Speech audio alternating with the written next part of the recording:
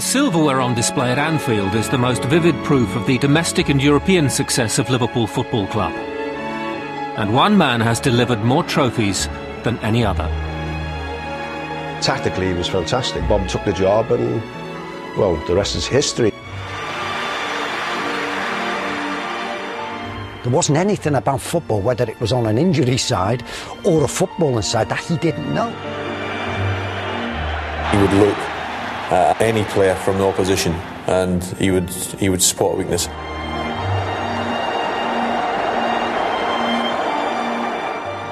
The best judge of a football player that I've known. One of the best managers ever in the history of the game.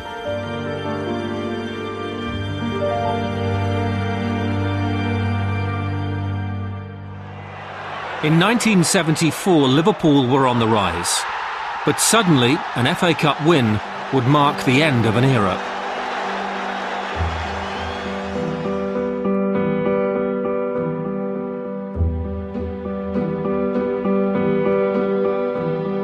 Many observers thought Bill Shankly was irreplaceable, but his successor was close to home. Quiet and unassuming, Bob Paisley was very different to his predecessor.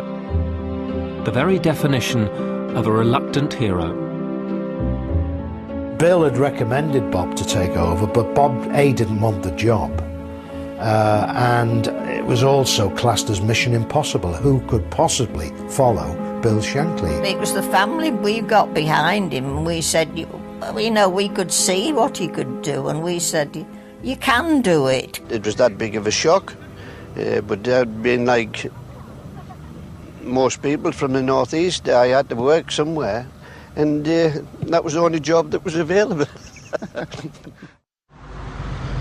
Born in County Durham in 1919, Bob Paisley's football talent ensured his escape from a life working in the coal mines. Signed by amateur side Bishop Auckland in 1937, where he won the Amateur Cup 2 years later, Paisley moved to Liverpool in 1939. But the outbreak of World War II meant a wait of 7 years before making his debut.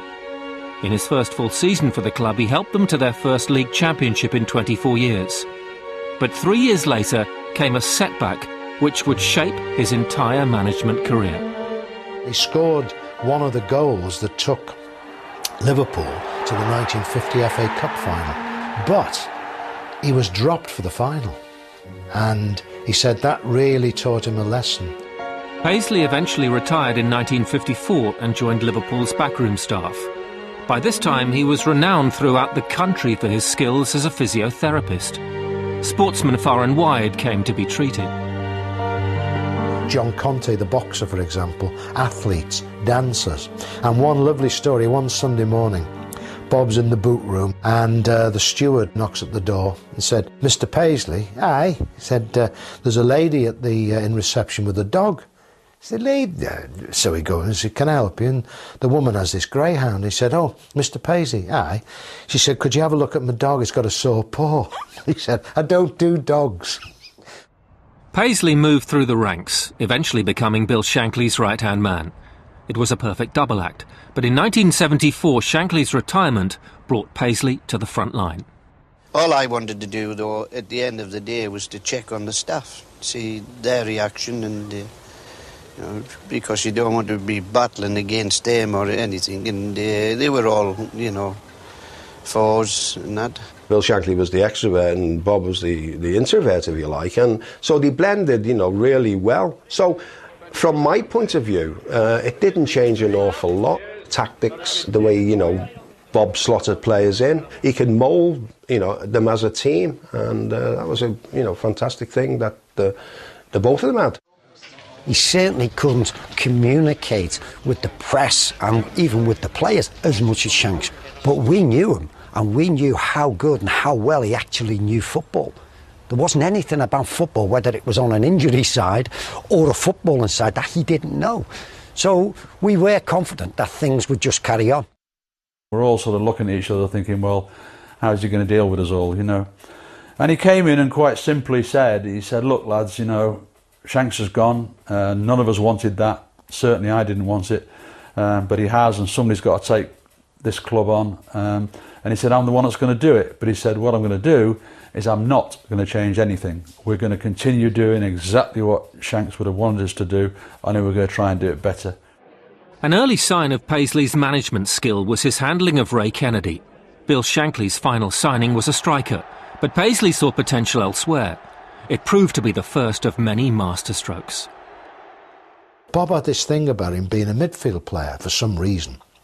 And Bob even tracked down his schoolmaster in the northeast and said, can you tell me about the Kennedy fella? He said, oh yeah, at school he said he played in midfield. Bob said, right.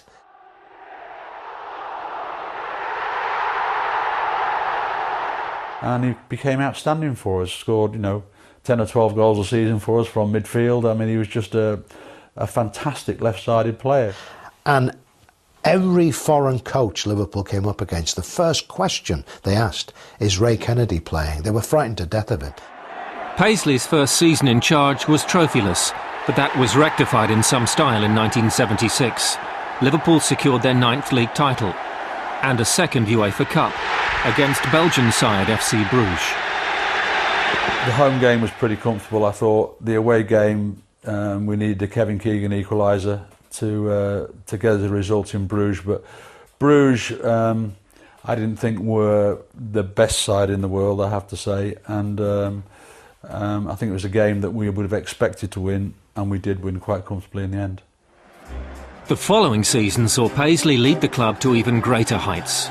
The league was won comfortably, but Liverpool lost the FA Cup final to Manchester United. There was no time to dwell on the defeat.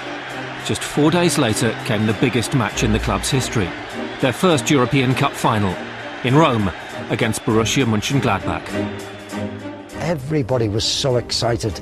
This was a culmination of everything what Shanks, what Bob and the board had all worked for. And you just knew on the day, once you seen that embankment of fans at the far end, there's no way we're going to lose this game. We were told that 11,000 fans were going to travel to Rome, and we got there, and there was 26,000 fans that had travelled from all parts of the world to be there at Liverpool's first European Cup final. Bob called it my perfect day.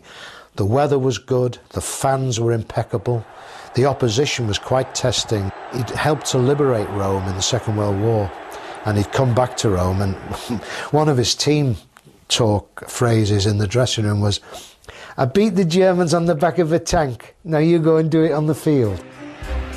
Liverpool were superb, winning 3-1. They became only the second English club to be crowned champions of Europe.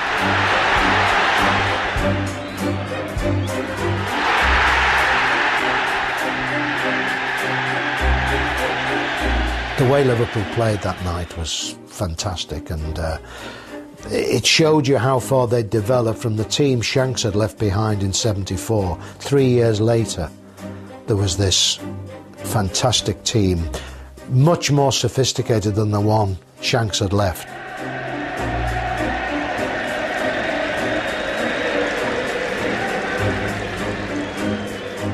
We went to the Holiday Inn St Peter's afterwards, after this wonderful win, and Bob is sitting in a cardigan drinking orange juice. He said, I'm saving every minute of this. And he did, he drank orange juice. And all around him they were having falling off tables, champagne poured out of windows, everything going off. And there was Bob, sitting in his cardigan, sipping orange juice. That was something special, but I wasn't begrudging him, but I wanted to have all my faculties about it and remember the day and what had been done. Well, we came home, we had a cup of tea and we went to bed. I mean, he was thrilled to bits inside him, but he wasn't talking a lot about it. No, he never did. If Liverpool were at the top of the tree in England, Paisley soon faced another challenge. Star player Kevin Keegan left the club to join German side Hamburg. We wondered how the clever Bob Paisley would replace him. Well, in fact, he replaced him with a different type of player.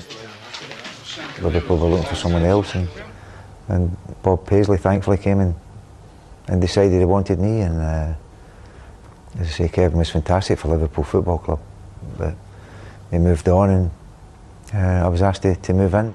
Along with other players that he was to introduce, Bob wasn't fearful of breaking up a winning formula. Paisley had pulled off another masterstroke. For a British record fee of £440,000, Kenny Dalglish was signed from Celtic and became quite simply the greatest player ever to represent the club.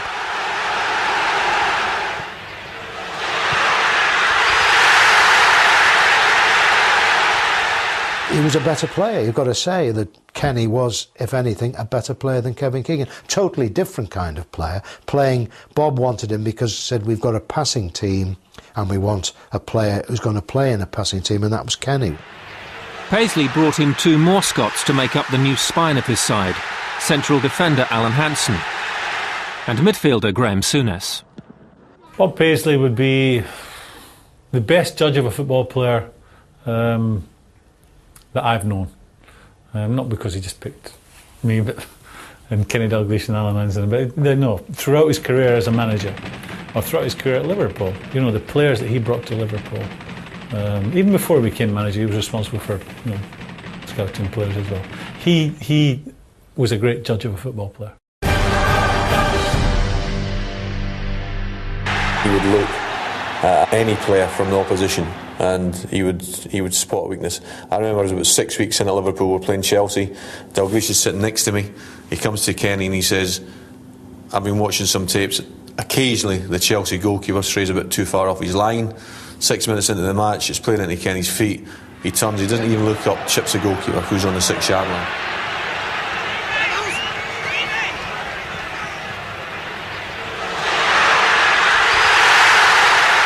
Everything he ever said was almost always right, and when you have that sort of knowledge, then that knowledge is respect.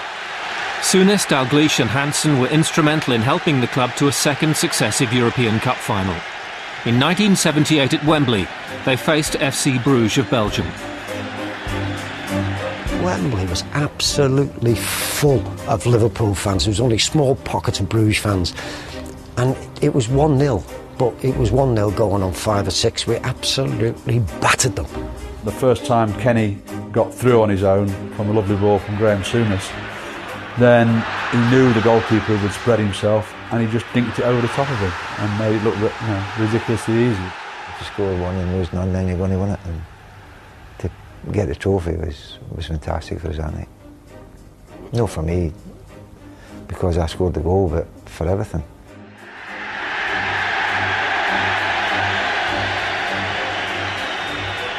The first British club to retain the European Cup. Fantastic, and of course by then Bob was recognised not just as the man who followed Shankly, but the greatest manager possibly Liverpool have ever had. Yeah, I thought I would be judged on Bill's standards, and if anybody goes into life and you're judged on his work and that, then, you know, 9 times out of 10 you'll hit the deck. Bob Paisley had set his own standards. But not every decision was an immediate success. Alan Kennedy arrived from Newcastle in 1978 and made an inauspicious start. It was Queen's Park Rangers. We hadn't played that well, and to be fair, like, I was the worst of the lot of them. I came into the dressing room and you know, and I could see Bob, like, you know, looking at me. He said, I think they shot the wrong Kennedy. The personnel changed, the principles did not. Bob made sure in my first few games that, you know, you play in the Liverpool way. Just if you see a red shirt, just give it to them and just support. We all knew where we stood. We had this passing and movement way of doing things at Liverpool is never standing still, and we had that drummed into us throughout the week, and Bob knew exactly how to get the best out of us. 1979 saw Liverpool win their 11th league championship, Paisley's third in 4 years. Along the way they broke all records. 68 points, 85 goals scored, just 16 conceded. As a group of players, we were ultra confident. 78-79 was just sensational, because we just went up and down the country, battering everybody into submission. A record number of points, record number of goals for, and a record number of goals against. And he came in and somebody said, who's played 13 league games stipulated to get a medal? Came in with a box and he started throwing the medals about. like, you know, put your hands up and you get the medals. And then Paisley goes to the door and says, yeah, congratulations, you're a great team, have a good summer, the hard work starts when we come back here on July the 12th. And that's what it was all about. You know, if there's one word that Paisley hated, it was the C word, complacency.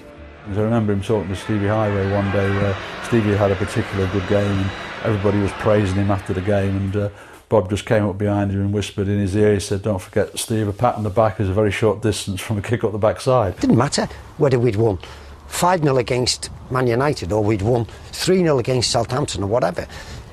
Come Monday morning, it was back to work. Forget about that. Next Saturday is the big game.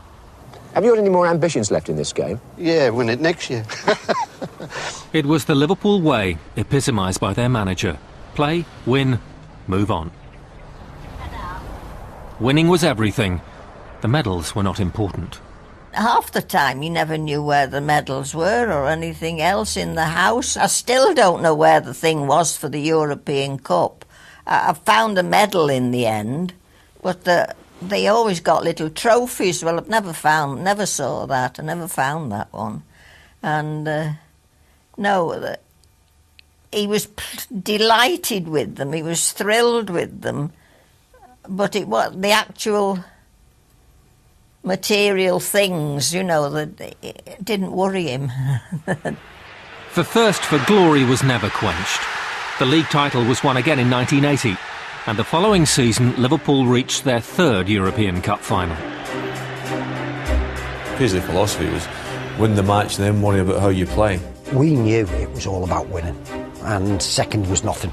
And the fans understood that with us. You know, Real Madrid we were playing, but it was a bigger game for Real Madrid than it was for Liverpool. As much as we were playing in the European Cup final, they were so up for it, wound up and everything, because they're playing the great Liverpool FC. We were bigger than them in world football. Liverpool ran out 1-0 winners, with the goal coming from a very unlikely source. In those positions, you get a bit of a rush of blood and you think to yourself, oh, just have a go. Being a Liverpool fan, being able to realise a dream and hold that cup aloft was just a sensational feeling. With that victory, Bob Paisley became the first manager to win 3 European Cups. Missing out on that 1950 FA Cup final had given Paisley a ruthless streak. Reputation meant nothing if it impacted on the team, as the man who lifted that European Cup found out just 6 months later.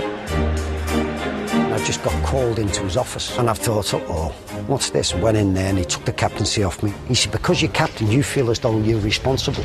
So I want to take that away from you. Maybe, hopefully, it will help your game. And I'll tell you what, we went on and I think we only lost one more game between then and the end of the season. We absolutely raced away with the league. So it had its impact, and that's what man management is all about.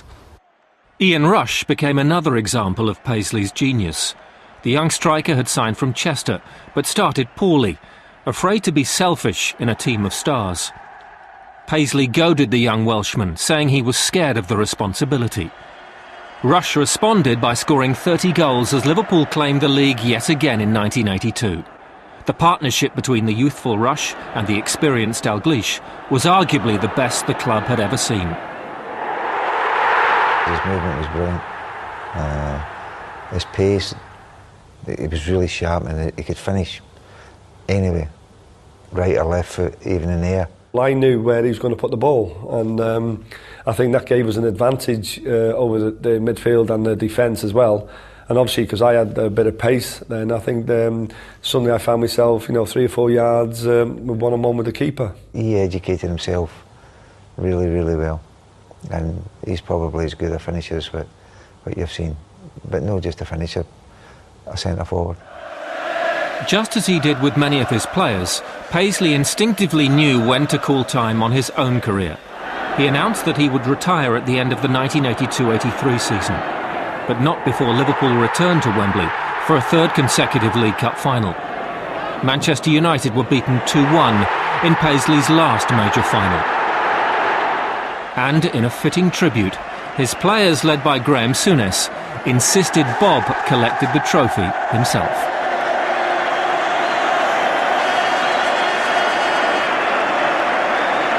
Graham Souness was brilliant at what he did there, and say to him, listen, you know, we've done it for you.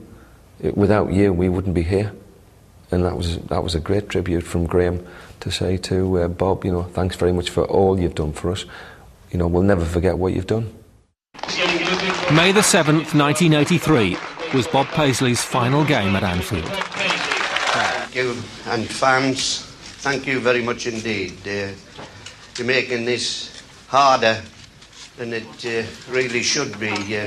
Someone just asked me before if, you know, how I felt on my last home game, and I thought, it really hasn't dawned on me yet, but when I think around the managerial world, there'll be quite a few that won't know they're going to go.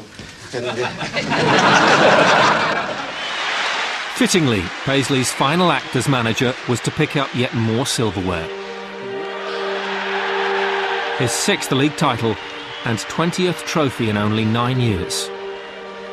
A phenomenal achievement.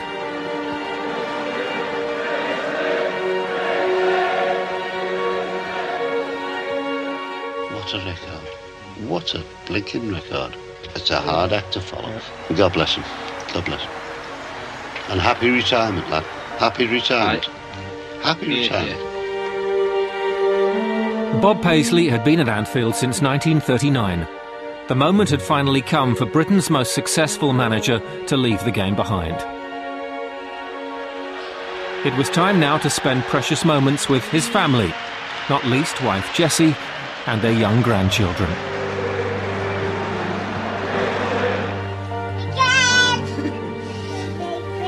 the baby, yes, that's the baby, this. Can I sit on your knee? Yes, Julie, you can sit on me.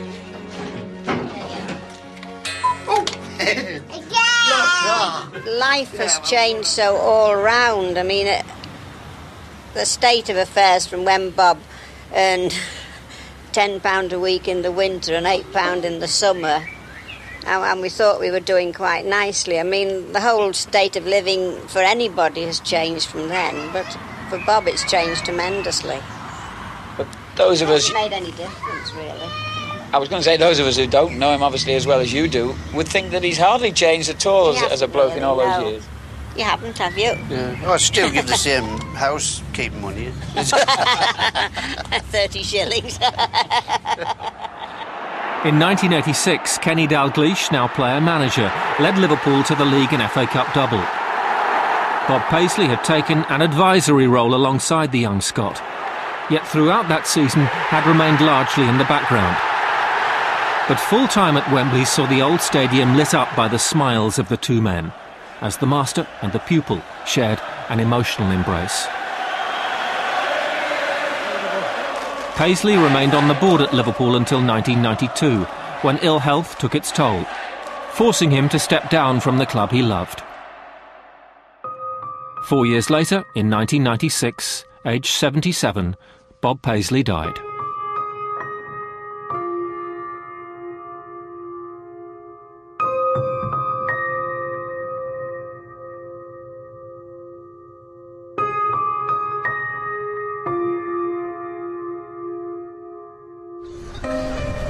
After his death, the club unveiled the Paisley Gates outside the Kop, depicting his 3 European Cups, as well as the club crest and that of his birthplace, Hetton-le-Hole. Along with the Shankly Gates at the Anfield Road end, it's a fitting tribute to the two men who made Liverpool a European superpower. An unassuming legend, to this day, Bob Paisley remains one of the most successful managers of all time. I remember again in that European Cup final in Paris that, we were staying in this wonderful hotel out in Versailles before the game, and the chandeliers everywhere and everything about it is, is real class and quality. And Bob walking through the foyer on the morning of the European Cup final in his slippers with the Daily Mirror stuck out of his pocket, that's the way he was. We loved playing for him, because he had a bit of character and a bit of, charisma about him. Like, whatever he said was it. That was the magical spell, to go on and win the European Cup for the first time, win all those trophies, year after year, winning the league title. it became second nature. And that was all down to Bob. And then that's going out about 10-3. So. Bill Shankly made Liverpool into a club universally known and respected, but Bob Paisley made them a great European power, the kings of the continent. In your wildest dreams, you couldn't even think of what happened here. I joked about it when I took over. I said, I only hope I'm here long enough to win as many trophies as Bill, and I thought then I'd be about 99.